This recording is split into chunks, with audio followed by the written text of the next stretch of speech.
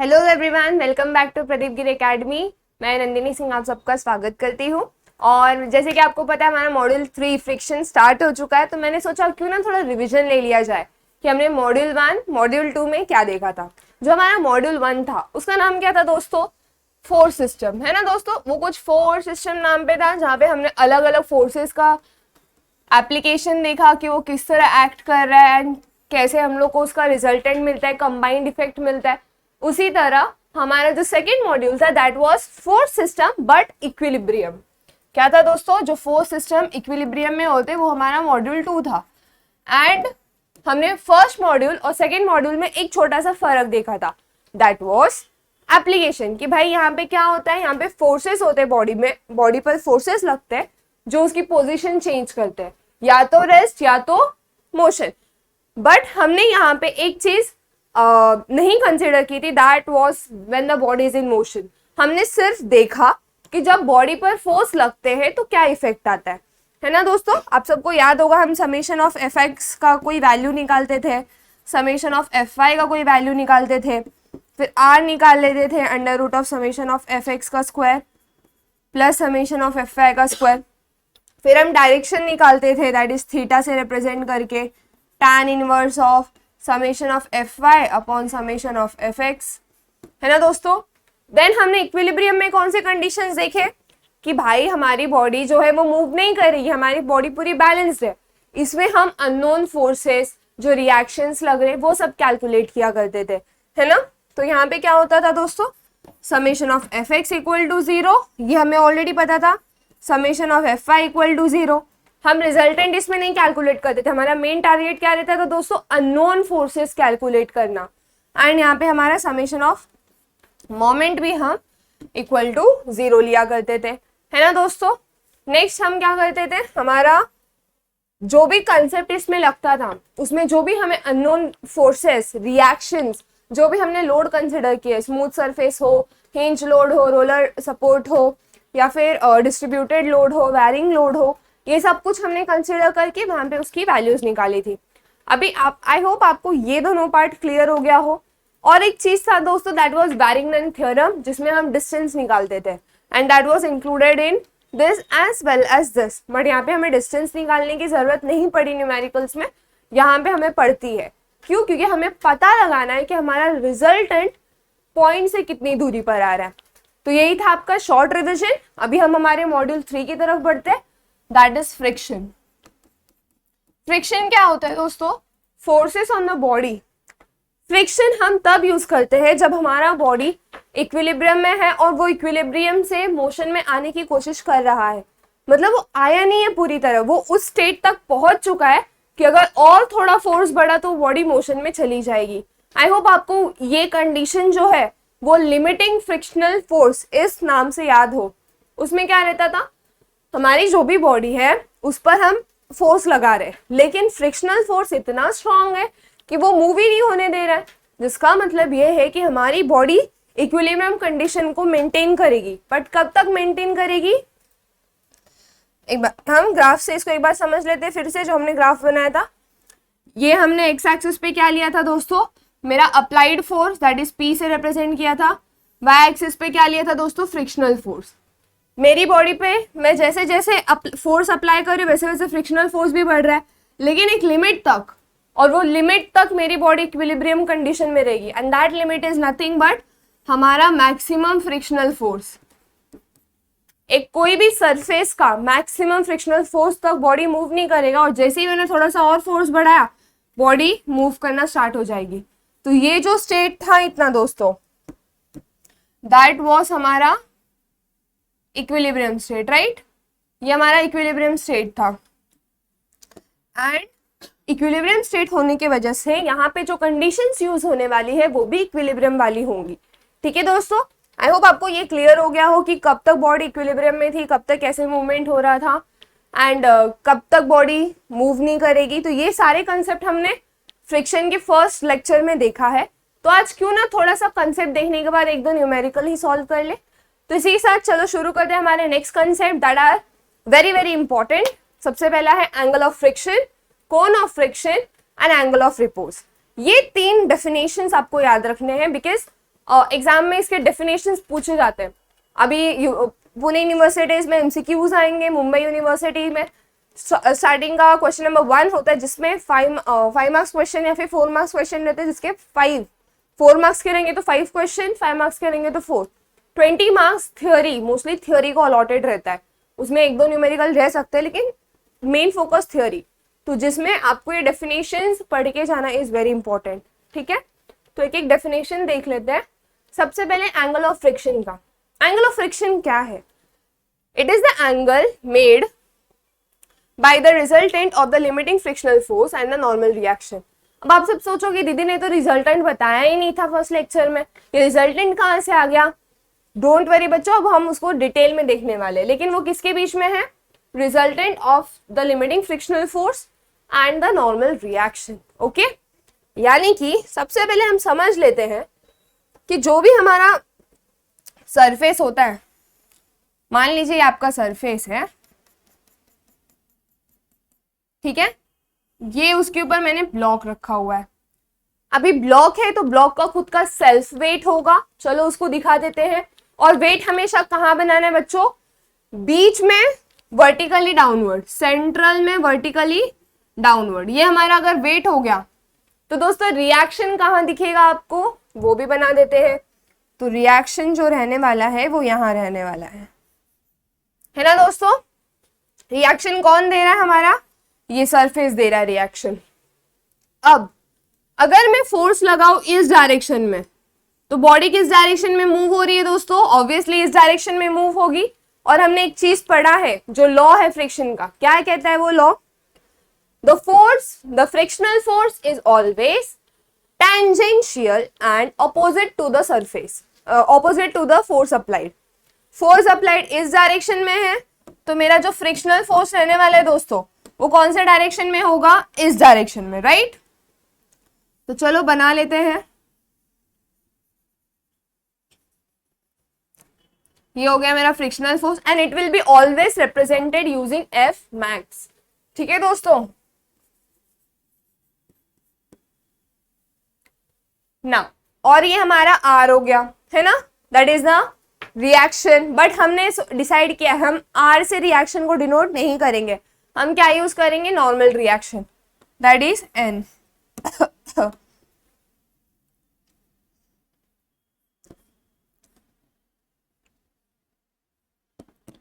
I hope आपको ये clear हो गया हो दोस्तों, है ना। अब जो मैंने लाइन बोली थी that friction is the point till the maximum friction, limiting friction, जो वर्ड है लिमिटिंग फ्रिक्शनल फोर्स, मतलब वो लिमिटिंग फ्रिक्शन एक ऐसा पॉइंट होता है जब तक बॉडी इक्विलिब्रियम में रहती है। इस चैप्टर में हम सिर्फ वही देखने वाले हैं कि फोर्स लगाने पे हमारी बॉडी इक्विलिब्रियम में मेंटेन है, वहां पे फ्रिक्शनल फोर्स एकदम मैक्स वैल्यू पर है। ठीक है दोस्तों, अब अगर फ्रिक्शनल फोर्स मैक्स वैल्यू पर है तो यहाँ पे और एक स्टेटमेंट दिया हुआ है क्या, कि it is the angle made by the resultant of the limiting frictional force and the normal reaction. Now अभी यहाँ पे आप देख सकते हो कि कैसे सारे फोर्सेस ऐसे डिस्ट्रीब्यूटेड है। तो चलो इसको वर्टिकल और हॉरिजॉन्टल एक हम लोग क्या करेंगे, इसको एक एफबीडी बनाएंगे इसका सबसे पहले, है ना दोस्तों। इधर हम सबसे पहले इसका एफबीडी बनाएंगे। ये हमारा सरफेस हो गया, सरफेस को लाइन नहीं दिखा रही हूं मैं। ये हमारा ब्लॉक हो गया, सेंट्रल पोजीशन पे हमारा डब्ल्यू आएगा। फोर्स यहाँ अप्लाई हो रहा है तो ये भी सेंट्रल पोजीशन में मैं इसको शिफ्ट कर सकती हूँ, ऑब्वियसली यस। ये हो गया इस पॉइंट पे, है ना। नाउ यहाँ पे नॉर्मल रिएक्शन है एंड अभी फ्रिक्शनल फोर्स इधर एक्ट कर रहा है, मैं इसको यहाँ शिफ्ट कर सकती हूँ, यस कर सकती हूँ, क्योंकि ये फोर्स की प्रॉपर्टी है कि वो उसकी जो लाइन है ना, लाइन ऑफ एक्शन, वो सेम रहने वाला है and that's the whole concept. यहाँ पे हमारा फ्रिक्शनल फोर्स आ जाएगा, दैट इज एफ मैक्स। ठीक है दोस्तों, अभी यहाँ पे किसका रिजल्टेंट लेने बोला इन्होंने? Limiting frictional force that is f max और नॉर्मल रिएक्शन का, यानी कि ये आपका हॉरिजॉन्टल हो जाएगा एंड ये आपका वर्टिकल हो जाएगा। तो इसका कुछ रिजल्टेंट ऐसे बीच में आने वाला है दोस्तों, है ना।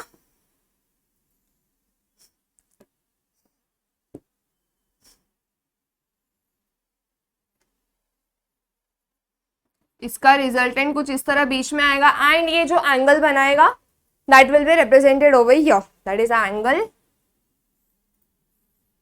फाई। एंगल ऑफ फ्रिक्शन को हम लोग रिप्रेजेंट करने वाले हैं फाई से, where are is resultant.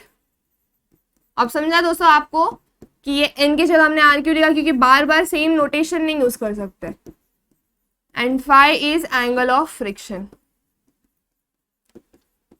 Phi की वैल्यू किसको इक्वल रहेगी दोस्तों, अंडर रूट एफ मैक्स का स्क्वायर प्लस एन का square. Okay, and one more thing, क्या दोस्तों आप लोगों ने कल ही एक कंसेप्ट पढ़ा, that is coefficient of friction वाला।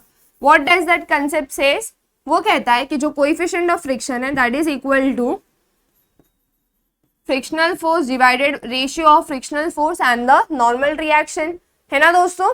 यहां से एफ मैक्स का क्या आ जाएगा वैल्यू फिर दोस्तों, that is mu s n आ जाएगा।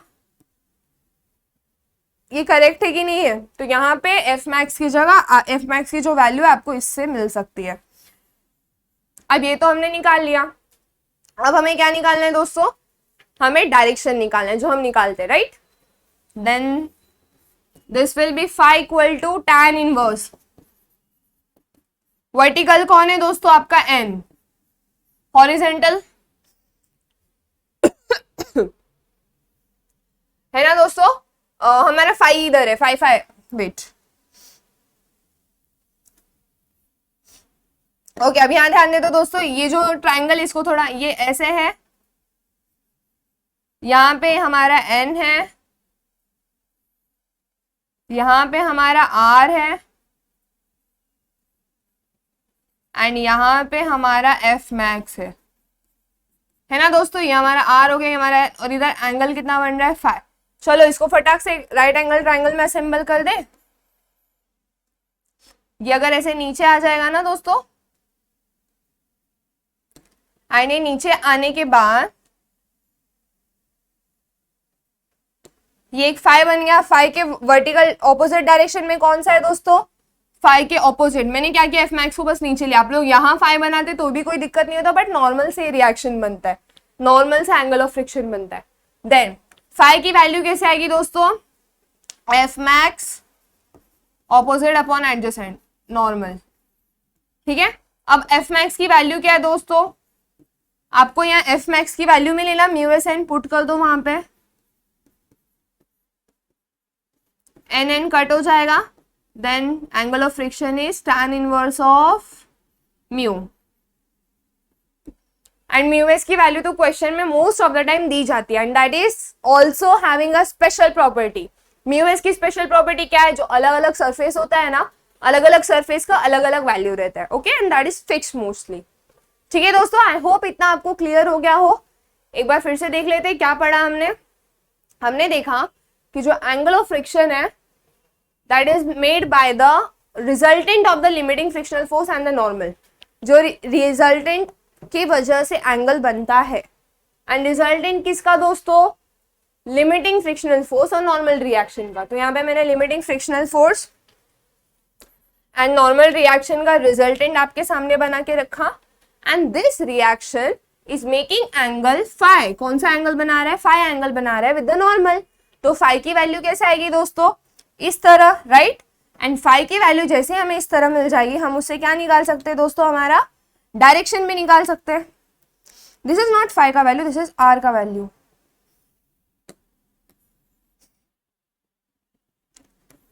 ये हमारा आर का वैल्यू है दोस्तों, फाई का वैल्यू तो हमें यहां से मिल रहेगा। ठीक है दोस्तों, ये क्लियर है आपको। फाई ये आर का वैल्यू है, that is f max under root f max square plus n, and this value, and phi का value is tan inverse of mu s. Okay, ये करेक्शन है, प्लीज कर लो अपने नोट्स में। And then let us move to the next part. Okay, so इसी के साथ हम लोग हमारा नेक्स्ट टॉपिक कवर करते हैं। इसके पहले ये आपको फाइनल नोट्स एकदम प्रॉपरली लिख लो एंड अपने इसमें नोट डाउन कर लो, because that will be better कि आप रनिंग नोट्स भी लेते जाओ, ठीक है। ओके, नाउ आर की वैल्यू हमें कैसे मिल गई, under root of f max horizontal upon n, and phi that is angle of friction, उसका वैल्यू हमें यहां से मिलेगा। तो please note down this and let us move to the next part, that is हमारा cone of friction. Cone of friction क्या कहता है दोस्तों, पहले उसका हम डेफिनेशन पढ़ लेते हैं. When the direction of force is changed by rotating it through 360 degree, then the resultant also rotates and make a right circular cone with angle. I hope ये जो डेफिनेशन था वो बहुत कॉम्प्लिकेट लगा हो, बट कुछ इशू नहीं है. बस यहाँ पे मैं जो समझा रही हूँ, इमेजिन कीजिए जो फोर्स है वो इस डायरेक्शन में एक्ट कर रहा है ना दोस्तों. अगर फोर्स इस डायरेक्शन में है तो फ्रिक्शनल फोर्स किस डायरेक्शन में लगने वाला है दोस्तों, बताओ जरा. ऑब्वियसली ऑपोजिट डायरेक्शन में रहने वाला है ना.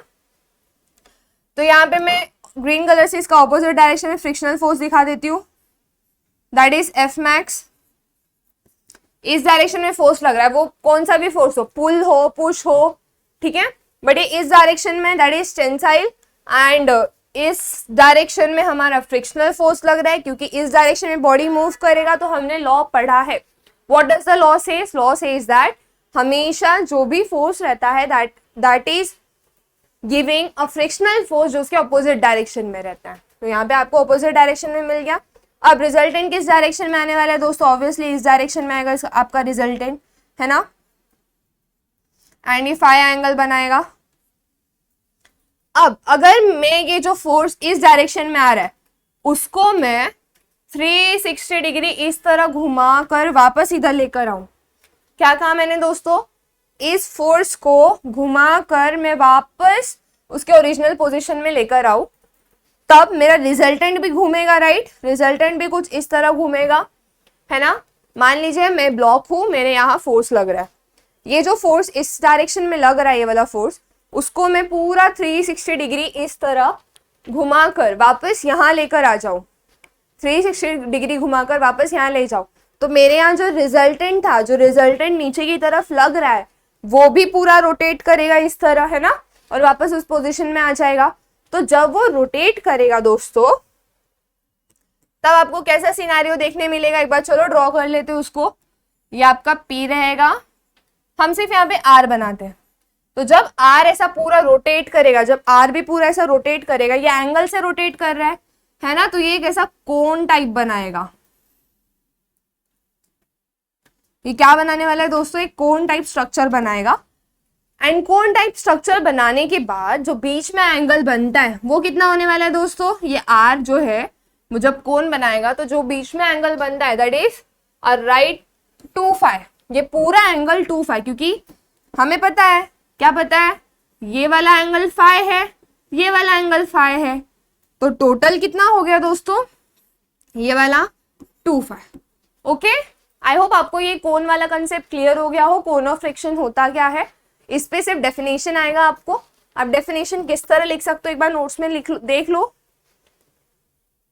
When the direction of force is changed by rotating it, direction of force is changed by rotating it 360 degree, the resultant also rotates and makes the circular angle. Resultant भी rotate करेगा और एक circular angle वाला कोन बनाएगा, that is 2 phi का. Okay? और इस तरह ये कोन ऑफ फ्रिक्शन वाला भी कंसेप्ट क्लियर है. Moving to the next concept that is angle of repose. Angle of repose क्या कहता है, it is defined as minimum angle of inclination of plane with the horizontal surface on which a body kept will start moving. काफी complicated, let's make it simple. यहाँ पे ये horizontal surface है और यहाँ पे ये इंक्लाइन सरफेस है ना दोस्तों. ये जो इंक्लाइन सरफेस है, इंक्लाइन मतलब हॉरिजेंटल से कितने एंगल पर ये उठा हुआ है, ये इतने एंगल पर उठा हुआ है, मतलब उसका एलिवेशन हाइट उतनी है उसकी. तो जैसे कि ये यहाँ पे अगर मैं ये वाला कंसिडर करूँ ब्लॉक, ये इधर ब्लॉक हॉरिजेंटल सरफेस पे, बट ये हॉरिजेंटल सरफेस से एक थीटा एंगल से उठा हुआ है, राइट. तो वो मिनिमम एंगल, हर एक सरफेस का वो मिनिमम एंगल जिस पर मैंने ये जो ब्लॉक रखा है वो ऑटोमेटिक अपने आप गिरना स्टार्ट हो सकता है. वो एंगल, वो कंडीशन, आप समझ रहे हो ना दोस्तों, ये ब्लॉक ऑटोमेटिक गिरना स्टार्ट हो सकता है, वो वाले एंगल को बोला जाता है एंगल ऑफ रिपोज. क्या कहता है, it is defined as the minimum angle of inclination of plane with the horizontal surface. Horizontal surface के साथ कितना एंगल है, on which a body kept, उसके ऊपर अगर कोई बॉडी रखी हुई है, इट विल स्टार्ट मूविंग, वो मूव करना शुरू करेगा. एंड खासियत क्या है दोस्तों, बाहरी फोर्स एक भी नहीं लग रहा हो, ठीक है, ये ऑटोमेटिक मूव करना स्टार्ट करेगा. ऐसे नीचे की तरफ, तो वो एंगल को बोला जाता है angle of repose. I hope आपको ये सारे एंगल ऑफ रिपोज वगैरह कंसेप्ट क्लियर हो गए हो। फ्रिक्शनल चैप्टर में इतनी ही थ्योरी थी एंड इतनी ही थ्योरी के साथ हम लोग कुछ न्यूमेरिकल्स लेने वाले हैं। तो चलो फटाफट कैलकुलेटर, बुक और पेन लेके रेडी हो जाओ। ठीक है, तो न्यूमेरिकल जानने से पहले हम क्यों ना टाइप समझ ले, बेटर रहेगा हमें क्वेश्चन देख। तो आपको यहाँ पे जो टाइप्स ऑफ न्यूमेरिकल आ सकते हैं दोस्तों, that is simple friction. Simple friction में पुली रहेगा, ब्लॉक रहेगा, अरेंजमेंट रहेगा, बस इतना ही रहने वाला है। नेक्स्ट क्या रहेगा दोस्तों, आपका लैडर, एंड तीसरा जो रहेगा आपका वेज। इसके लिए आपको न्यूमेरिकल्स जो है वो इजी तरीके से समझ में आ जाएंगे। एंड जो इसमें न्यूमेरिकल्स है ना, उसका कुछ वेटेज 15 to 20 मार्क्स का रहता ही है, बिकॉज यहाँ पर आपको जो कॉम्प्लिकेशंस रहते हैं ना दोस्तों, वो सिंपल रहते हैं, बट आपका एनालिटिकल चेक करने के लिए ना वो लोग ये क्वेश्चंस इंक्लूड करते हैं। तो हमने क्या डिसाइड किया है कि जो गिवन न्यूमेरिकल है उसको एक एक करके हम सॉल्व करने जाएंगे। तो हमारा जो फर्स्ट न्यूमेरिकल हम लोग देखने वाले हैं that is simple friction. Simple friction का न्यूमेरिकल में सबसे पहले हम कुछ पुलिस, ब्लॉक्स ये सब देख लेते हैं कि उनके न्यूमेरिकल्स किस तरह रहने वाले हैं।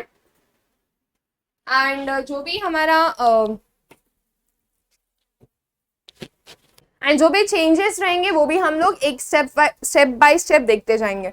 तो सबसे पहले जो न्यूमेरिकल है that is based on simple friction. तो सिंपल फ्रिक्शन में क्या आएगा दोस्तों, देखो सबसे पहले एक नॉर्मल ब्लॉक रहेगा जो इस पे प्लेस्ड है, उस पे एक साइड से फोर्स लग रहा है, मान लो कभी कभी 2 फोर्स लग जाएगा, है ना।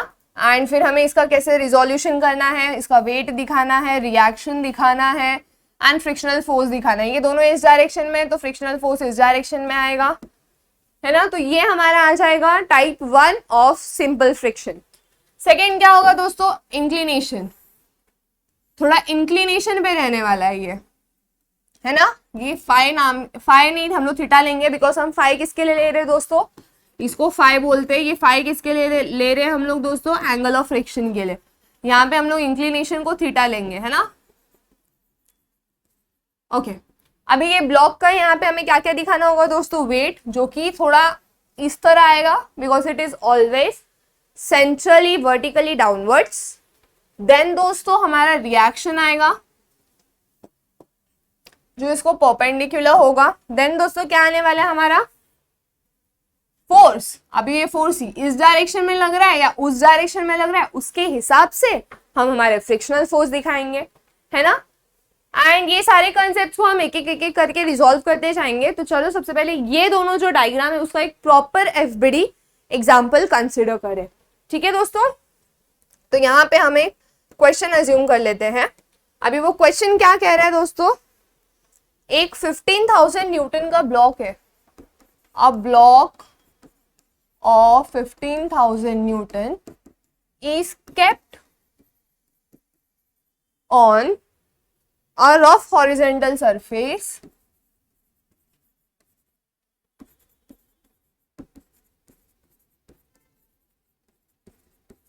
एक रफ हॉरिजेंटल सरफेस पे इसको रख दिया गया है दोस्तों।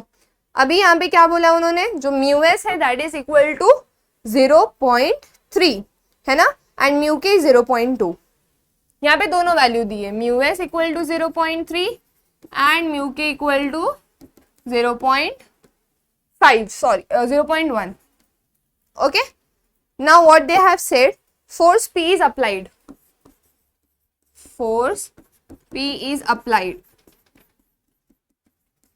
अभी ये सारा किस ब्लॉक पे हो रहा है, चलो फटाफट इसका ब्लॉक का डायग्राम हम बना ले।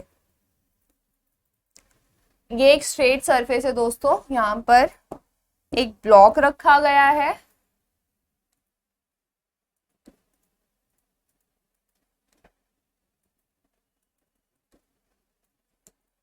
ये एक ब्लॉक रख दिया गया है यहाँ पे दोस्तों। एंड देन यहाँ पर एक P नाम का फोर्स है जो इस तरह दिखाया गया है, और ये जो एंगल है दैट इज 30 डिग्री। ठीक है दोस्तों, तो ये क्वेश्चन का डायग्राम है। अभी ये क्वेश्चन के डायग्राम को सॉल्व करना है, यहाँ के जितने भी कंपोनेंट्स है वो निकालने हैं, बट यहाँ पे हमें सिर्फ एक ही चीज अननोन है दैट इज P फोर्स। तो फटाफट उसको चलो कैलकुलेट कर लेते हैं कि वो P फोर्स कितना आएगा।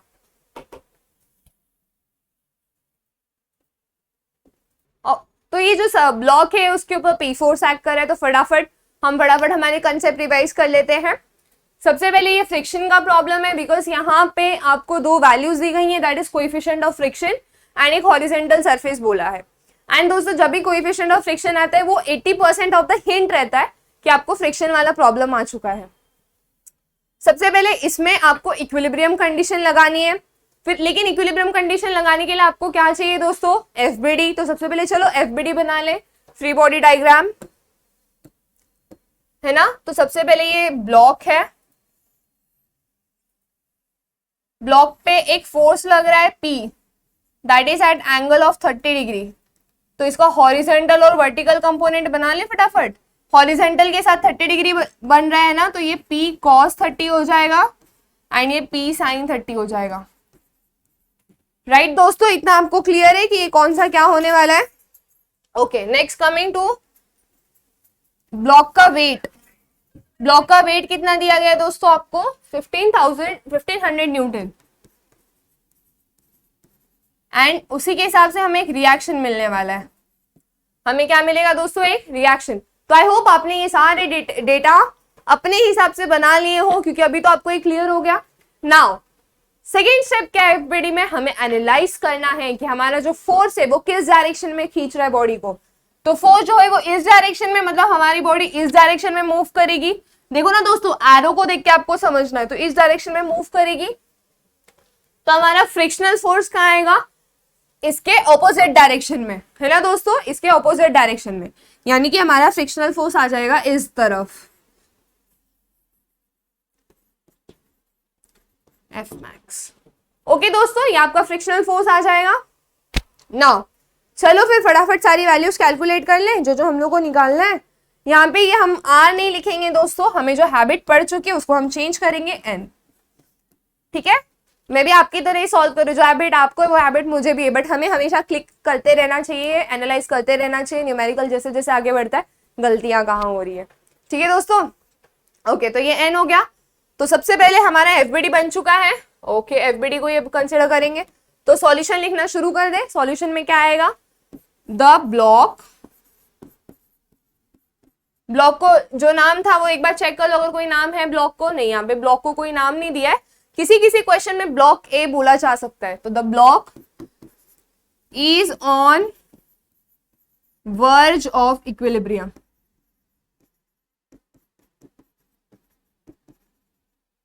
इज इन इक्विलिब्रियम मोशन बोलेंगे, is on verge of motion, कि ब्लॉक मोशन में जा सकता है ना। लिमिटिंग, ये लिमिटिंग इक्विलिब्रियम का कंडीशन है, ब्लॉक मोशन में जा सकता है, ये यहाँ पे हम बोल सकते हैं। ठीक है, अब हमारा ब्लॉक अगर मोशन में है, इक्विलिब्रियम में है, ये आपको कैसे पता चलेगा दोस्तों। क्वेश्चन में आपको डायरेक्टली बोला जाएगा the block is in motion. जब आपको बोला जाएगा the block is in motion, तब आप कौन सा यूज करोगे, ये या ये यूज करोगे फॉर मोशन। लेकिन यहाँ पे बोला है क्या मोशन में है, नहीं बोला है, तो आपको ये यूज करना है। ओके दोस्तों, आप इसको इग्नोर कर दोगे यहाँ पे, this is of no use. तो क्वेश्चन एनालाइज करने आपको आना चाहिए दोस्तों। सबसे पहले क्वेश्चन पढ़ो सॉरी, सबसे पहले आप क्वेश्चन पढ़ लो, क्वेश्चन में सारे डेटा एनालाइज करो, देन चेक करो बॉडी मूव कर रही है या इक्विलिब्रियम में। अगर वो मूव करेगी तो आपको मूविंग रिलेटेड कोई ना कोई यहाँ पे डेटा दिया रहेगा, या फिर क्वेश्चन में ही बोला रहता है मोस्टली कि वो मोशन में। बट यहाँ पे ऐसा कुछ था क्वेश्चन में, नहीं था। यहाँ पे क्या बोला था, इट इज केप्ट, यहाँ पे वो सिर्फ रखा गया है, मूव नहीं हो रहा है। कहाँ रखा है, हॉरिजॉन्टल सरफेस पे, जिसके वो सरफेस का जो म्यू एस है दैट इज 0.3 एंड जो म्यू के है दैट इज 0.2। बस इतनी डिटेल आपको दी गई है। सिंस हमारी बॉडी है वो फ्रिक्शन मोशन में नहीं आई है, it is on the verge of motion, still it is in the state of equilibrium. तो हम लोग क्या कंसिडर करने वाले दोस्तों, हमारा कौन सा ये कंसिडर करने वाले, हमारा म्यू एस हम कंसिडर करेंगे, है ना दोस्तों। चलो फटाफट कंसिडर करें उसका। व्हाइट कलर ले लेते हैं। ओके, सबसे पहला आपको ये स्टेटमेंट लिखने के बाद mu S equal to F max upon N. Mu S कितना है दोस्तों आपका 0.3, एफ मैक्स अपॉन एन तो आपका एफ मैक्स का वैल्यू कितना आ जाएगा दोस्तों, 0.3 टाइम्स ऑफ एन। ठीक है दोस्तों, ये होने के बाद आपका नेक्स्ट स्टेप क्या रहेगा, अप्लाइंग कंडीशन ऑफ इक्विलिब्रियम।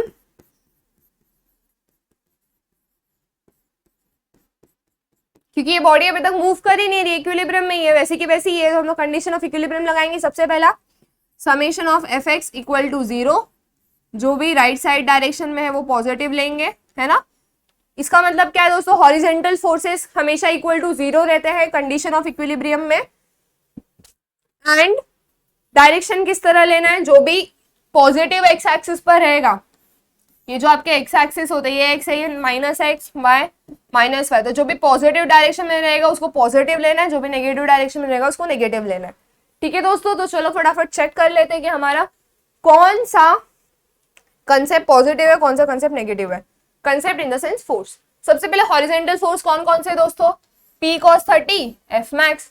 तो यहाँ पे हम फटाफट लिख दें कि हमारे कौन कौन से फोर्स एक्स डायरेक्शन में है।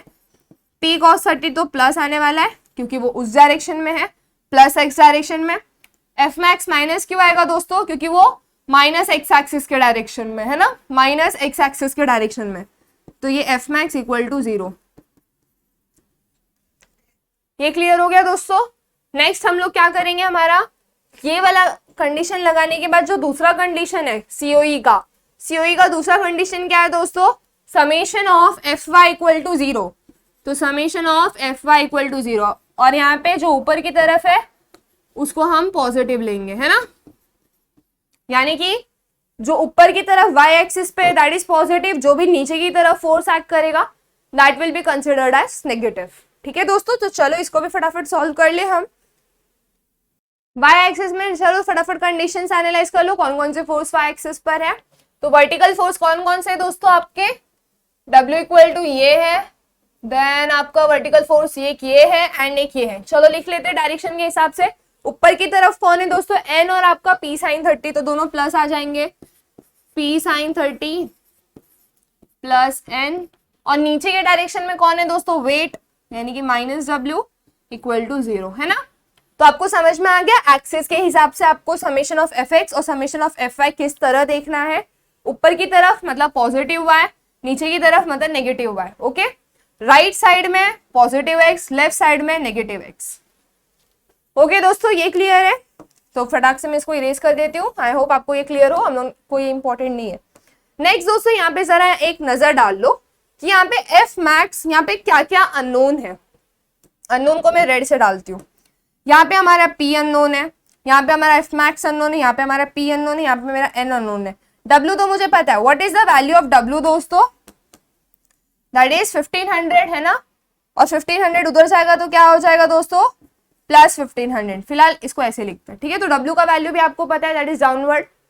नाउ F मैक्स और N, यहाँ पे ये दो तो सेम है, इसको हम इक्वेशन की हेल्प से सॉल्व कर सकते हैं। अननोन है ना, दो अननोन, बट पहला वाला अननोन सेम है, दूसरा वाला अननोन अलग है, इसलिए हम क्या करेंगे, यहाँ पे एफ मैक्स नहीं लेंगे। हम क्या लेंगे दोस्तों, एफ मैक्स की जो ये वैल्यू हमने यहाँ पे निकाल के रखी है 0.3n, वो लेंगे।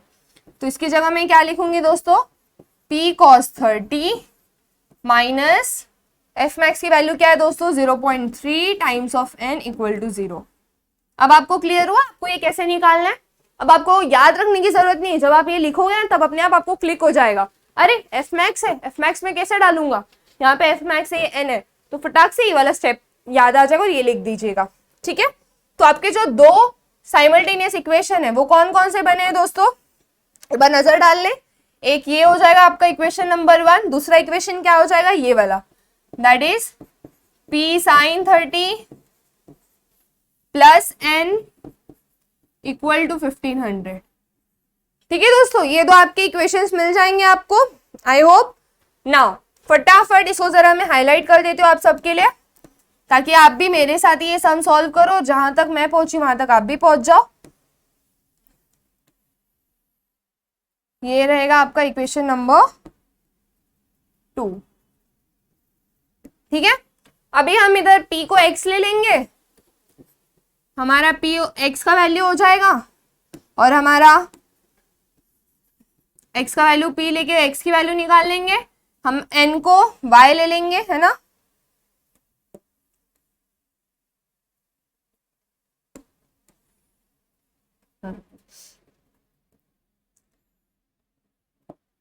हम x को p ले लेंगे और y को हम n ले लेंगे। और चलो फटाफट कैल्सी में सॉल्व कर ले। पहला इक्वेशन क्या है दोस्तों, p cos 30 माइनस 0.3n। कैल्सी ये रहा, मेन्यू सेटअप, फिर हमें a लेना है। a लेने के बाद आपको क्या लेना है दोस्तों, साइमल्टेनियस इक्वेशन 1। इसके बाद आपको number of unknowns that is 2। नहीं, दो चीजें मुझे नहीं पता है मेरे इक्वेशन में, कौन कौन सी दो चीजें हैं, एक p है और एक n है। तो फटाफट ये वाला इक्वेशन पुट कर दे। p के साथ cos 30 है तो वहां पे p के साथ cos 30 जाना चाहिए। p माने x, cos 30 equal to, then क्या है दोस्तों, माइनस 0.3। तो फटाक से माइनस 0.3 डाल दे, माइनस 0.3 इक्वल टू, उस साइड तो 0 है तो 0 नीचे आ जाते हैं। देन नीचे क्या है दोस्तों आपका, साइन 30 है ना, तो साइन 30 डाल ले फटाक से, साइन 30। देन दोस्तों आपका कौन सा टर्म है यहाँ पे, n। n के साथ कुछ नहीं है, यहाँ कुछ नहीं है मतलब 1 है, तो आप वहां पे 1 पुट करोगे, है ना, 1। और इक्वल टू के उस साइड क्या है दोस्तों आपका 1500, तो 1500 पुट कर दो, 1500। ठीक है दोस्तों, ये आपको मिल जाएगी आपकी कैल्सी में। ये वैल्यूज आप सबने डाल दी, देख लो आप लोग आपकी वैल्यू सेम आ रही है कि अलग आ रही है कैल्सी में एक बार। तो चलो फटाफट इक्वल टू प्रेस करें। तो x की वैल्यू क्या आई मेरे दोस्तों, 442.9। क्या आई दोस्तों, 442.9 न्यूटन। और y की वैल्यू, n की वैल्यू, नॉर्मल की वैल्यू कितनी आई है दोस्तों, 1278.548, 1278.548 है ना। एक बार चेक कर लूं, सेम वैल्यूज तो नहीं लिखी है मैंने, हाँ सेम वैल्यूज ही लिखी है, वरना वैल्यू उधर से इधर लाने में गड़बड़ हो जाता है, मेरा बहुत बार होता है। ठीक है दोस्तों, आई होप ये आपको क्लियर हो गया हो एकदम परफेक्टली, मेरे फ्रेंड्स को सब अच्छे से समझ में आ रहा हो। इस तरह हमने हमारा जो क्वेश्चन ने कहा था, हमें क्वेश्चन ने क्या कहा था दोस्तों, किसका वैल्यू निकालना है, ये पी फोर्स का वैल्यू निकालना है। और पी फोर्स का वैल्यू आ चुका है, कितना वैल्यू आया दोस्तों आपको, 442.9 न्यूटन।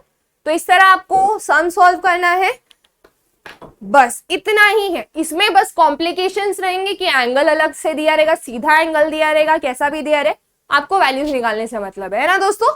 तो इसी के साथ हम एक होमवर्क क्वेश्चन देकर लेक्चर खत्म करते हैं, एंड नेक्स्ट लेक्चर्स में मिलेंगे जिसमें और इंटरेस्टिंग क्वेश्चंस आने वाले।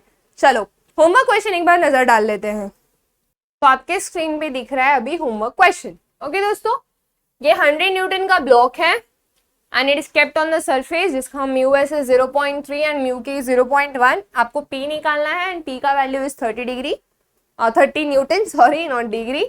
तो कैलकुलेट करिए और चेक कीजिए आपका वैल्यू पी का इसी तरह सेम आता है या नहीं आता है। Till then good bye, take care, मिलते हैं हम नेक्स्ट लेक्चर में जिधर आपको और इंटरेस्टिंग न्यूमेरिकल सॉल्व करने का मौका मिलने वाला है। तब तक टेक केयर, चलिए।